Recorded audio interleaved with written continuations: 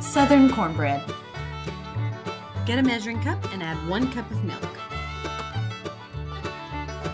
And then you're going to add 1 tablespoon of white vinegar. Now the reason I do this is because I usually don't keep buttermilk on hand. So you're essentially making buttermilk. And then you stir it and let it sit there while you're doing everything else.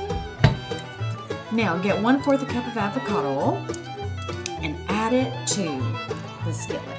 You're going to use a deep cast iron skillet and you're going to put it in the oven. Preheat at 400 degrees and then you're going to go and do some other things. So you're going to get the 1 cup of all-purpose flour and put it in a large bowl. To that you're going to add cornmeal, baking powder, baking soda, salt, and then you're going to add the milk and vinegar mixture from earlier, 2 eggs,